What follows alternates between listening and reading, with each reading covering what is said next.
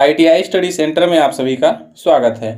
नमस्कार, मेरा नाम अमरेश है और हम लोग इस वीडियो में वर्कशॉप कैलकुलेशन एंड साइंस के अंतर्गत जो हमने क्लास 7 में प्रतिशत, लाभ हानि, डिस्काउंट, साधारण ब्याज और चक्रवृद्धि ब्याज के बारे में जाना था, उनसे संबंधित जो पिछले सालों में कुछ क्वेश्चंस आए हैं उनके बारे में हम लोग इस वीडियो में पढ़ेंगे। आइए वीडियो शुरू करते हैं।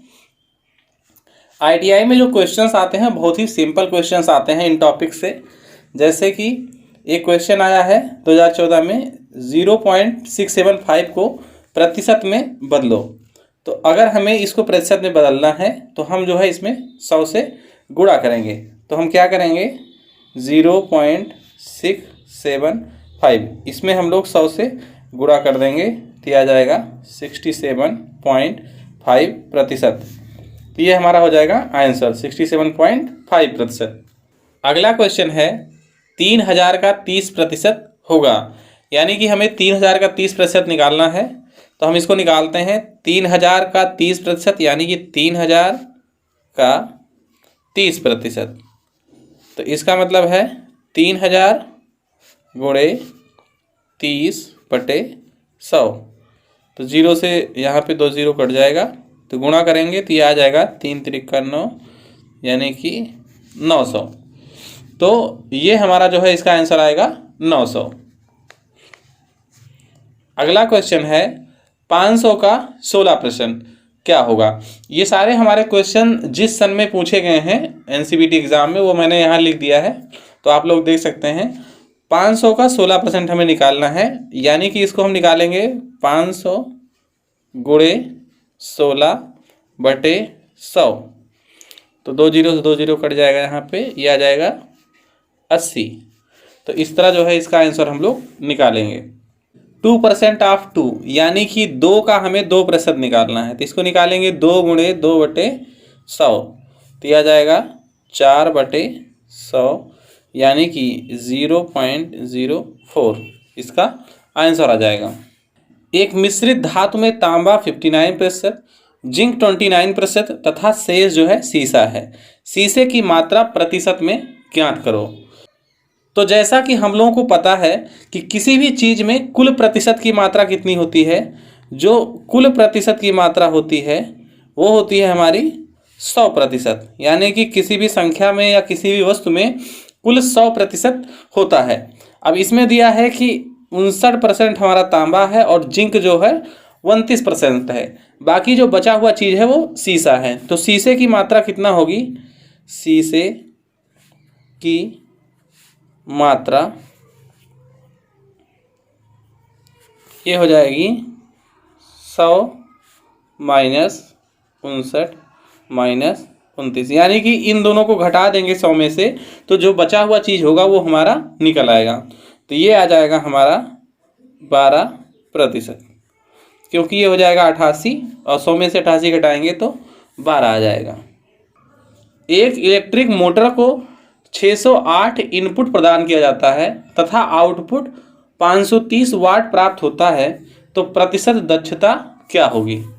हम लोग जानते हैं, एक फार्मूला हम लोगों को याद करना चाहिए कि दक्षता जो होती है वो होती है हमारी आउटपुट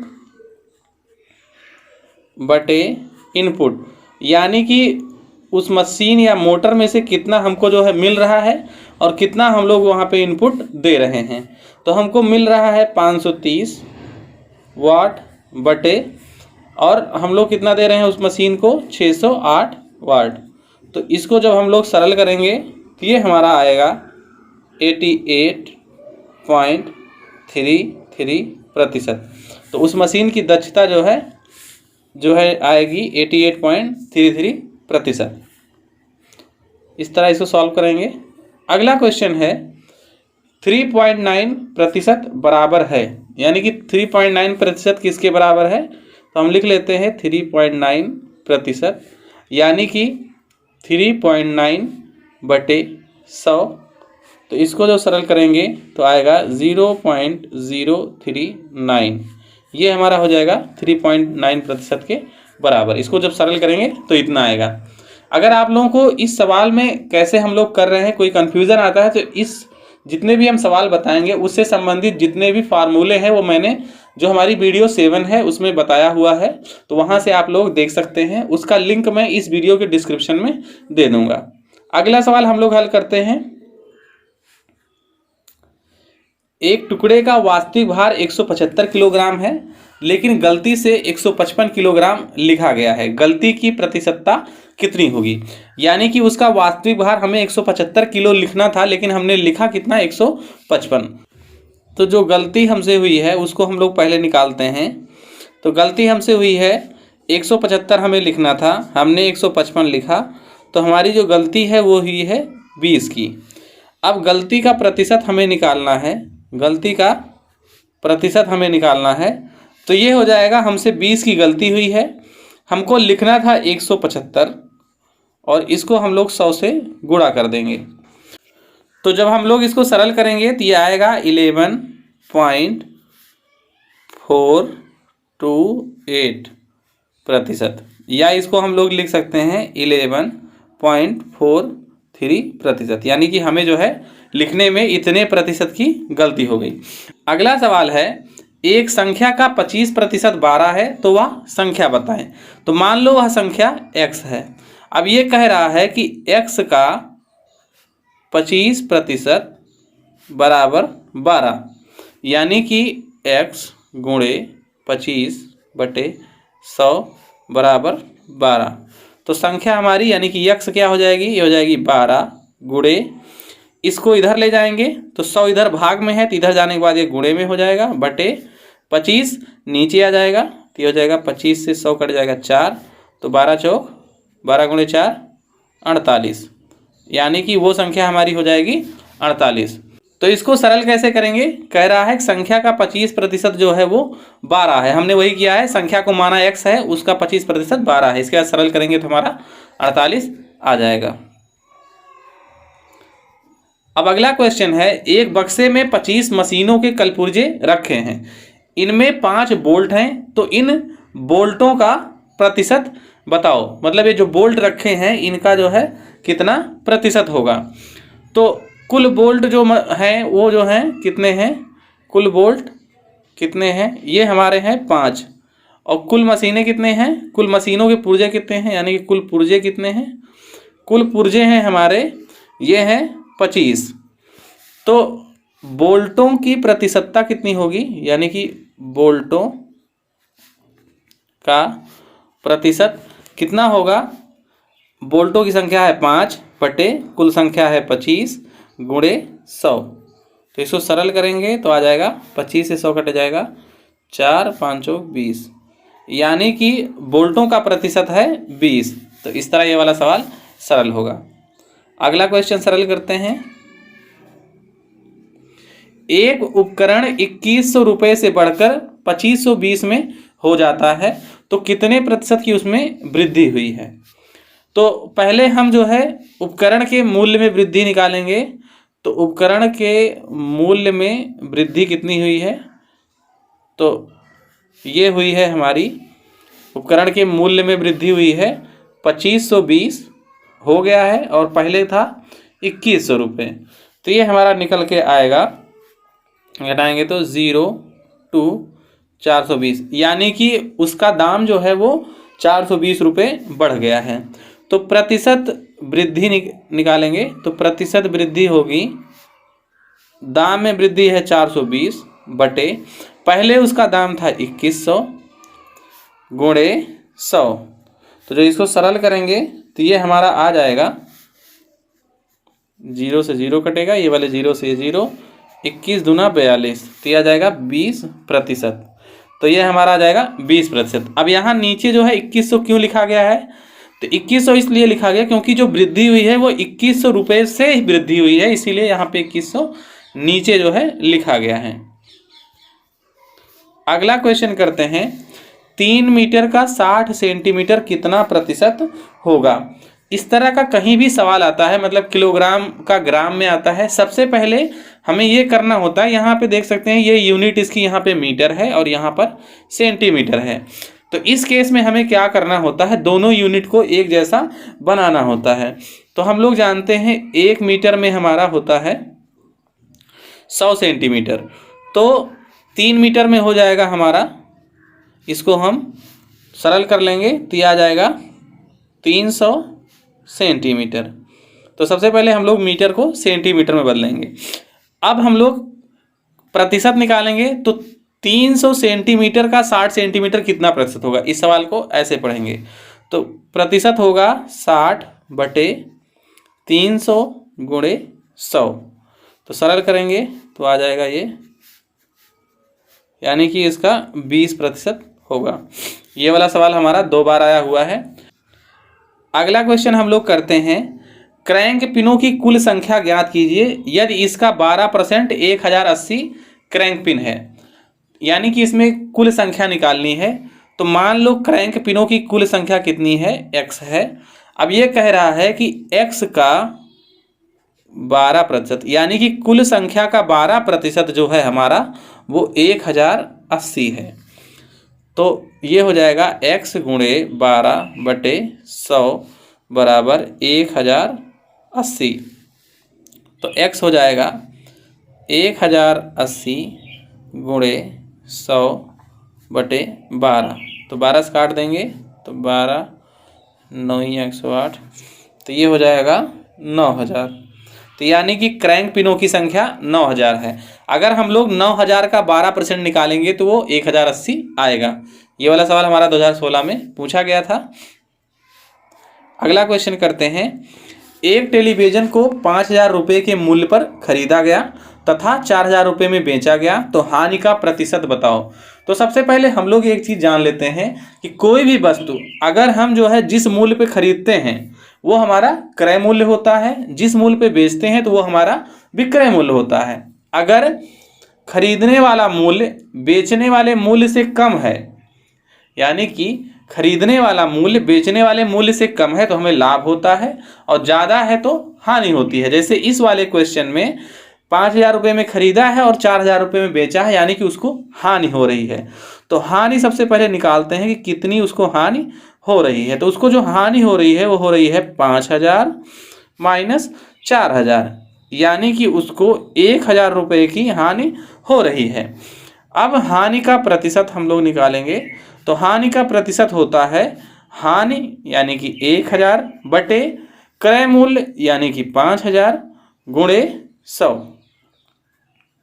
तो इसको सरल करेंगे तो 2 0 यहाँ कट जाएगा, यहाँ कट जाएगा, 5 से यहाँ आ जाएगा 20। तो यानी कि उसकी हानि का प्रतिशत होगा 20%। तो उसको जो है कुल 20% का नुकसान होगा। अगला क्वेश्चन है, रुपये 450 के मूलधन में 4.5% की वार्षिक साधारण ब्याज पर 81 रुपये की वृद्धि होने में कितना समय लगेगा। यानी कि उसको ब्याज जो है 81 रुपये कितने समय में मिलेगा। तो साधारण ब्याज का जो फार्मूला होता है, सूत्र होता है, वो होता है ब्याज बराबर मूलधन गुणे दर गुणे समय बटा 100। तो ब्याज उसको मिल रहा है 81 रुपये और मूलधन कितना दिया है 450 रुपये। दर जो है वो है 4.5% और समय जो है हमें निकालना है बटे 100। तो हमारा समय हो जाएगा 81, क्योंकि 100 इधर भाग में है, इधर जाएगा तो गुणे में हो जाएगा। 81 गुणे 100 बटे 450 गुणे 4.5। तो जब इसको हम लोग सरल करेंगे तो ये आएगा 4 वर्ष। तो इस तरह जो है उसका समय जो है आएगा 4 वर्ष। अगला क्वेश्चन है, एक व्यक्ति ने एक बैंक से 12% वार्षिक साधारण ब्याज पर ऋण लिया। मतलब वो 12% की दर से ऋण ले रहा है। कौन सा ब्याज इसमें लगेगा? साधारण ब्याज पर। 3 वर्ष बाद उसे ब्याज के रूप में रुपये 5400 बैंक को देने पड़े, तो उस व्यक्ति ने कितना ऋण लिया था? तो हम लोग जानते हैं साधारण ब्याज का फार्मूला होता है ब्याज यानी कि 5400, ब्याज हो गई है 5400 बराबर मूलधन हमें निकालना है, क्योंकि मूलधन इसमें पता नहीं है। मूलधन मान लो है x गुणे मूलधन गुणे दर, दर है हमारी 12% और समय कितना दिया है 3 वर्ष। मूलधन गुणे दर गुणे समय बटे 100, यानी कि उसको ब्याज के रूप में जो 5400 देने पड़ रहे हैं वो देने पड़ रहे हैं 3 साल बाद। तो इस तरह जो है ये समीकरण बन गया। इसको सरल करेंगे तो x हो जाएगा हमारा 5400 गुणे 100 बटे 12 गुणे 3। तो इसको जो हम लोग सरल करेंगे तो ये आ जाएगा हमारा 3 से भाग देंगे तो 1800, फिर 12 से भाग देंगे तो यह आ जाएगा 1500।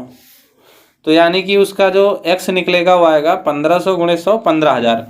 तो उसने बैंक से कितना ऋण लिया था रुपये 15,000 का। तो इस तरह ये वाला सवाल सरल करेंगे।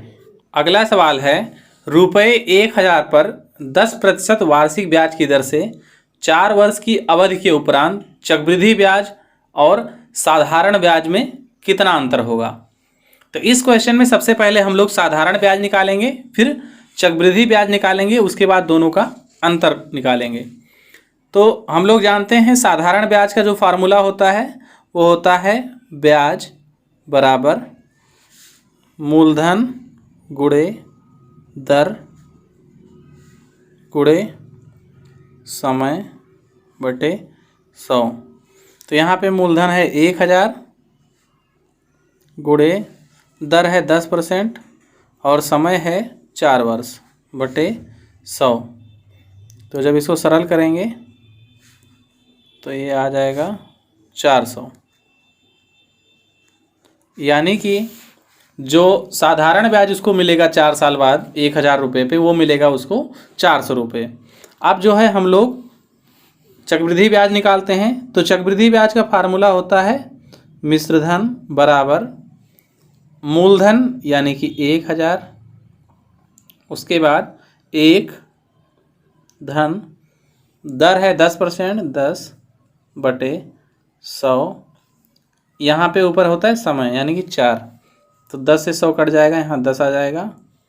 तो इसको सरल करेंगे तो हो जाएगा 1000 गुणे 10 से कम 10 से 11, 11 बटे 10, इसकी पावर जो है यहाँ पे 4।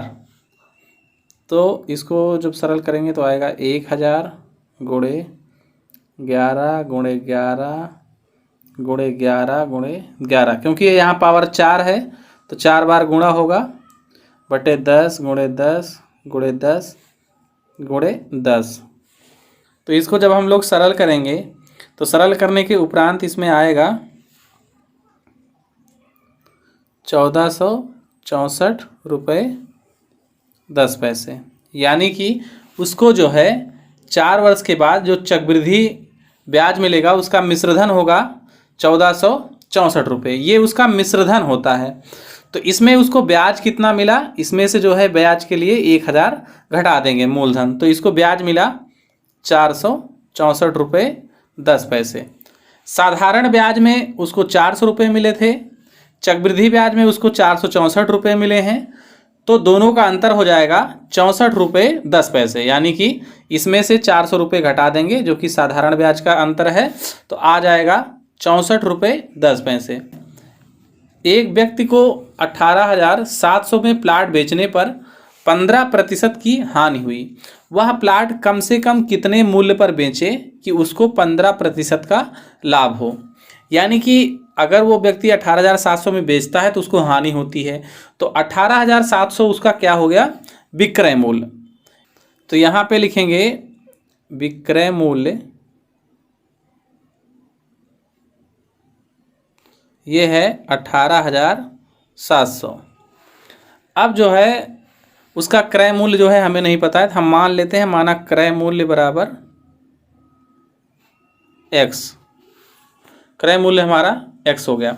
जैसा कि सवाल कह रहा है कि 18,700 में बेचने पे उसको 15% की हानि होती है, तो हानि का प्रतिशत निकालेंगे। तो हानि का प्रतिशत होता है, हानि का प्रतिशत निकालेंगे तो हानि का प्रतिशत होता है क्रय मूल्य माइनस विक्रय मूल्य, यानी कि x माइनस 18,700 बटे क्रय मूल्य यानी कि x गुणे 100। तो ये जो है हम जो है इसको सरल करेंगे, आ जाएगा x माइनस 18,700 बटे x गुणे 100। तो जब हम इसको सरल करेंगे इधर गुणा हो जाएगा तो यह आ जाएगा 15x बराबर 100x माइनस 18,700 गुणे 100। अब इसको हम सरल करते हैं तो यह आ जाएगा माइनस 85x बराबर माइनस 18,700 गुणे 100। तो x बराबर क्या हो जाएगा, यहाँ पे 85 से भाग हो जाएगा। तो इसको जब सरल करेंगे तो इसकी वैल्यू आएगी 22,000। यानी कि उसका क्रय मूल्य हमारा कितना निकला, 22,000। अब कह रहा है कि अब वो कितने में बेचेंगे, उसे 15% लाभ हो। तो हम लोग लाभ पहले निकाल लेंगे। तो लाभ उसको कितना चाहिए, लाभ चाहिए 15%, यानी कि 22,000 गुणे 15/100, यानी कि 22,000 का 15% उसको जो है लाभ चाहिए। तो इसका लाभ आ जाएगा 22,000 का जब 15% निकालेंगे तो ये आएगा 3,300 रुपये। तो उसको जो है प्लाट कितने में बेचना चाहिए, उसके लिए अभी देखते हैं। तो लाभ के लिए उसका विक्रय मूल्य जो होगा वो हो जाएगा विक्रय मूल्य बराबर क्रय मूल्य प्लस लाभ। तो क्रय मूल्य प्लस लाभ, तो हमारा क्रय मूल्य यहाँ पे है 22,000 प्लस 3,300। तो इसमें आंसर आ जाएगा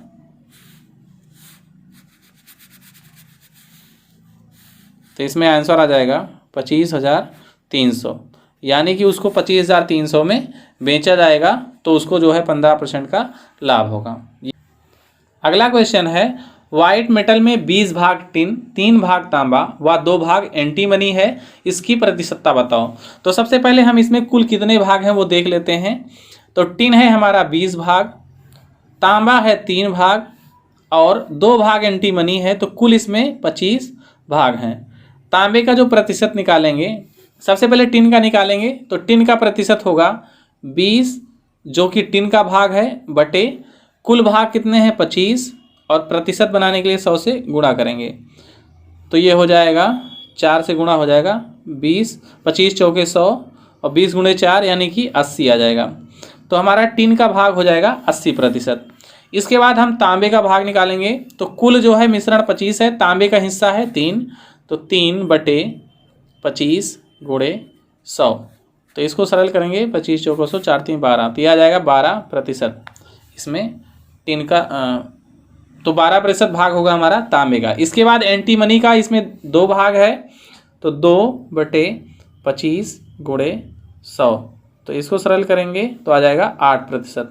तो यानी कि तीनों का अलग अलग जो भाग होगा, टिन जो है 80%, तांबा जो है 12% और एंटीमनी जो है 8% होगा।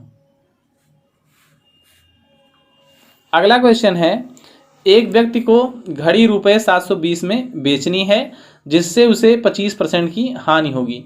उसे 25% लाभ प्राप्त करने के लिए कितने मूल्य पर घड़ी को बेचना चाहिए। क्योंकि व्यक्ति वह घड़ी 720 रुपये में बेचता है, इसलिए उसका विक्रय मूल्य कितना हो जाएगा, विक्रय मूल्य हो जाएगा, ये हो जाएगा 720 रुपये। क्रय मूल्य इसमें नहीं दिया है तो हम क्रय मूल्य मान लेते हैं। माना कि क्रय मूल्य बराबर x। अब ये कह रहा है कि जब वो 720 रुपये में बेच रहा है तो उसको जो है 25% की हानि होगी। इसके पहले सेम टॉपिक पे हम लोग क्वेश्चन कर चुके हैं। तो हानि का प्रतिशत क्या होता है, हानि का प्रतिशत होता है क्रय मूल्य यानी कि x माइनस विक्रय मूल्य 720 बटे क्रय मूल्य यानी कि x गुणे 100। तो इसको जो है हम लोग सरल करेंगे। तो हानि का प्रतिशत यहाँ दिया है 25, तो 25 बराबर हो जाएगा x माइनस 720 गुणे 100/x। तो अब इसको हम लोग सरल करते हैं। 25/100 बराबर 720 माइनस x/x। तो इसको सरल करेंगे, ये हो जाएगा 1/4, तो हो जाएगा x बराबर 720 गुणे 4 माइनस 4x। तो जब इधर इसको ले जाएंगे तो ये हो जाएगा 5x बराबर 720 गुणे 4। तो x हमारा आ जाएगा 960 रुपये, यानी कि घड़ी का जो क्रय मूल्य है वो है हमारा 960 रुपये। अब ये बोल रहा है कि उसको 25% अगर लाभ प्राप्त करना है तो घड़ी कितने में बेचेगा। तो हमें जो है क्रय मूल्य हमने निकाल लिया है, हम लोग अब जो है उसका लाभ निकालते हैं। तो लाभ बराबर क्या होगा, लाभ बराबर होगा, क्योंकि उसको क्रय मूल्य पे 25% का लाभ चाहिए, यानी कि 960 गुणे 25/100। हम सबसे पहले 25% उसका लाभ निकाल लेते हैं। तो ये हो जाएगा 4 आ जाएगा, 4 से इसको भाग देंगे तो 4 दूनी 8, 4 चौक 16, 240, यानी कि 240 रुपये उसको लाभ मिलेगा अगर 960 रुपये उसका क्रय मूल्य है। तो उसका जो है कुल जो है उसका विक्रय मूल्य कितना हो जाएगा, विक्रय मूल्य होता है, अगर 25% उसको लाभ चाहिए तो उसका विक्रय मूल्य होगा क्रय मूल्य यानी कि 960 प्लस विक्रय मूल्य यानी कि 240। तो उसका आंसर आ जाएगा जब जोड़ेंगे तो 1200, यानी कि जब वह 1200 रुपये में बेचेगा तो उसको जो है 25% का लाभ होगा। भार के प्राथमिक मशीनिंग के समय 80 किलोग्राम ढलाई भार को 4% तक कम किया जाता है। अंतिम मशीनिंग में शेष भाग 5% कम हो जाता है, तो अंतिम भार क्या होगा। यानी कि कोई भी भार है जब उसकी मशीनिंग कर रहे हैं, जब पहली बार मशीनिंग करते हैं तो उसमें 4% जो है धातु कट के निकल जाती है, जो दोबारा मशीनिंग करते हैं तो 5%, तो अंतिम भार उसका क्या होगा। तो हमारी धातु जो है वो है 80 किलो, यानी कि धातु हमारी 80 किलो है, जब उसकी पहली मशीनिंग करते हैं तो 4% कम हो जाता है। तो इसका हम लोग 4% निकालेंगे तो ये आ जाएगा हमारा, 0 से 0 कट जाएगा, 8 चौक 32, 3.2, यानी कि पहली बार जब मशीनिंग करेंगे तो उसमें 302 किलोग्राम कम हो जाएगा। तो बचेगा कितना, 80 माइनस 3.2, यानी कि ये हमारा जो बचेगा वो आएगा 76.8 kg। इतना kg जो है हमारा भार बचेगा। इसके बाद क्या करना है, दोबारा जब हम मशीनिंग कर रहे हैं तो 5% कम हो जाएगा। तो जो 5% कम होगा वो 76.8 का 5% कम होगा, तो इसका 5% निकालेंगे बटे 100 गुणे 5/100, तो ये आ जाएगा 3.84। तो इसको जब इतना जो है दोबारा मशीनिंग करेंगे तो इतना भार कम हो जाएगा। तो अंतिम जो भार होगा, अंतिम भार होगा वो हो जाएगा 76.8 माइनस 3.84, तो ये आ जाएगा हमारा 72.96। ये हमारा आंसर होगा। अगला क्वेश्चन है, राम ने 700 में से 553 अंक प्राप्त किए तथा दीपू ने 600 में से 486 अंक प्राप्त किए, किसका प्रदर्शन अच्छा रहा। ये सवाल हमारा 2017 में आया था। तो इसमें क्या करेंगे, दोनों का प्रतिशत निकाल लेंगे। तो अपने अंकों का प्रतिशत निकालने के क्या करते हैं, प्राप्तांक यानी कि 553 बटे पूर्णांक 700 गुणे 100, इस तरह जो है राम का प्रतिशत निकलेगा। तो ये आ जाएगा 7 से, ये दोनों 0 0 कट जाएगा, 7 से भाग देंगे 553 को, तो ये आ जाएगा हमारा 79। अब इसके बाद हम लोग दीपू का प्रतिशत निकालते हैं। तो दीपू का प्रतिशत जो निकालेंगे, इसका प्राप्तांक है 486, इसका पूर्णांक है 600 गुणे 100, तो 0 0 कट जाएगा, 6 से भाग देंगे तो आ जाएगा 6 × 48, 6 × 6 81%। यानी कि राम को जो मिला वो 79% नंबर मिला और दीपू को मिला 81%। तो किसका प्रदर्शन बेहतर रहा, दीपू का प्रदर्शन बेहतर रहा, क्योंकि उसको ज़्यादा अंक प्राप्त हुए। अगला क्वेश्चन है, यदि किसी घन की सभी कोरों को दुगना कर दिया जाए तो उसके आयतन में प्रतिशत वृद्धि कितनी होगी। यानी कि उसकी सभी भुजाओं को दुगना कर दे रहे हैं। तो हम लोग जानते हैं कि घन का आयतन होता है भुजा, यानी कि मान लो भुजा ए है तो घन का आयतन हो जाएगा ए क्यूब। अब क्वेश्चन कह रहा है कि भुजा को दुगना कर दिया जाए, यानी कि प्रत्येक भुजा जो है दोगुनी हो जाए। तो भुजा हमारी ए रही पहले, तो अब जो है 2a हो गई, तो इसको 3 बार हम लोग गुणा करेंगे क्योंकि आयतन होता है भुजा गुणे भुजा गुणे भुजा। तो ये हमारा आ जाएगा 8a क्यूब। पहले हमारा आयतन था a क्यूब, जब भुजा हमने दुगना कर दिया तो उसका आयतन हो गया 8a क्यूब। तो अब हम लोग डालेंगे कि बढ़ोतरी कितनी हुई, वृद्धि कितनी हुई। तो वृद्धि कितनी हुई इसको निकालेंगे। तो अभी कितना है 8a क्यूब, पहले था a क्यूब, तो हमारी वृद्धि हो गई 7, तो हमारी वृद्धि हो गई 7a क्यूब। अब प्रतिशत वृद्धि कैसे निकालेंगे, तो हमारी वृद्धि है 7a क्यूब बटे प्रारंभिक आयतन कितना है a क्यूब गुणे 100। तो a क्यूब से a क्यूब कट जाएगा तो ये आ जाएगा 700, यानी कि आयतन में जो वृद्धि हुई है वो 700% की वृद्धि हुई है। तो ये वाला सवाल इस तरह सॉल्व करेंगे। अगला क्वेश्चन है, यदि किसी वस्तु का लागत मूल्य 5000 और बिक्री मूल्य 6000 हो तो लाभ का प्रतिशत बताओ। तो हम लोग जानते हैं लाभ बराबर क्या होता है, विक्रय मूल्य माइनस क्रय मूल्य। तो इसमें लाभ जो हो जाएगा वो हो जाएगा 6000 माइनस 5000, यानी कि लाभ हो गया इसका 1000। तो लाभ का प्रतिशत क्या होगा, लाभ के प्रतिशत का फार्मूला होता है लाभ यानी कि 1000 बटे क्रय मूल्य यानी कि 5000 गुणे 100। तो इसको सरल करेंगे तो ये तीनों कट जाएगा, 5 से 100 कट जाएगा यानी कि 20। तो उसको कितना लाभ हुआ, 20% का उसको लाभ हुआ। इस तरह ये वाला सवाल लगाएंगे। अगला क्वेश्चन है, यहाँ पे छूट गया है, यदि 35% तांबा तथा 65% सीसा वाले एक सोल्डर का मिश्रित भार 45 किलोग्राम हो तो शीशे का भार ज्ञात करना है। तो हम लोग जान रहे हैं कुल भार जो है 45 किलोग्राम है मिश्रण का, जिसमें से 65% जो है सीसा है। तो शीशे का भार हो जाएगा, शीशे का भार हो जाएगा, ये हो जाएगा कुल मिश्रण यानी कि 45 किलो, इसका 65% यानी कि 45 गुणे 65 बटे 100। तो जब हम लोग इसको गुणा करेंगे तो इसका आंसर आएगा 29.25, यानी कि शीशे का भार जो है वो हो जाएगा हमारा 29.25 kg। अगला क्वेश्चन है, एक इन्वर्टर का मूल्य 10,800 रुपये है, इसे 10% लाभ पर बेचा जाता है, तो इसका विक्रय मूल्य कितना होगा। तो सबसे पहले हम लोग इसका लाभ निकालेंगे। तो लाभ हो जाएगा, लाभ बराबर हो जाएगा 10,800, इसका जो है हमारा क्रय मूल्य है, इसमें 10% लाभ ले रहे हैं तो इसका लाभ निकाल रहे हैं, तो 10 से 0 0 कट जाएगा, तो यह लाभ हो जाएगा 1080। विक्रय मूल्य क्या होगा, तो विक्रय मूल्य हमारा होता है लाभ प्लस क्रय मूल्य, यानी कि 1080 प्लस क्रय मूल्य है 10,800, तो ये हो जाएगा कुल हमारा 11,880। ये हमारा आ जाएगा आंसर। तो इस तरह जो है हम लोग इसका विक्रय मूल्य निकालेंगे। अगला क्वेश्चन है, 250 लीटर क्षमता वाले बैरल में से 60 लीटर तेल निकाला जाता है, निकाले गए तेल का प्रतिशत बताओ।